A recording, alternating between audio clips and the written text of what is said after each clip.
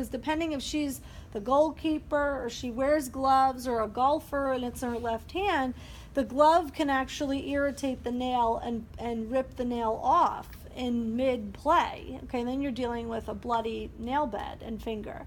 So we want to keep the fracture down.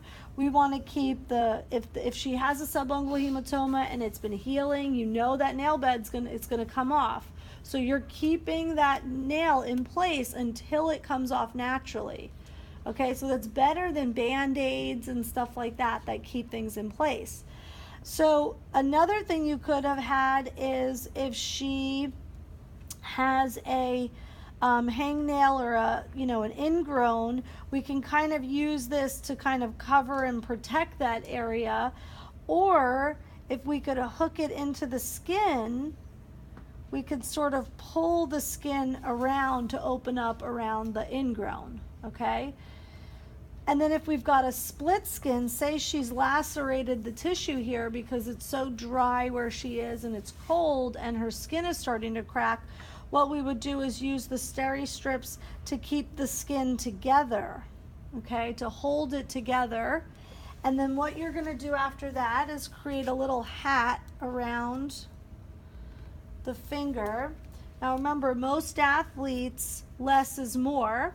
So depending on if it's just split skin, if I don't need anything else, I could put a layer of gauze here, or I just cover her, okay? If she's a subungual hematoma, I'm gonna maybe put, depending if she's gotta put her hand in a glove or she's gotta use her hands for her sport, I might put a little piece of the second skin on her fingernail, then a small thin layer of the gauze, and then I would cover all of that. Okay, one hat. Go around the tip. And here you don't need much, because remember, depending on her sport, if she's going to go in with a glove or something, I don't want her to be like, that was so much tape. And I don't want to cross the joint and get down here. I just want it to be on this guy. And then my hat was a little wide for her finger, so I'm going to narrow it out a little bit more. And then we're going to finish with another hat to just kind of keep everything on. Okay, and that's just a much better way. The final finisher, if you felt like you needed it, would be to close the finger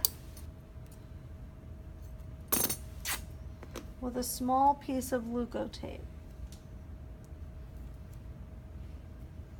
so it stays on and nothing catches in the glove or whatnot.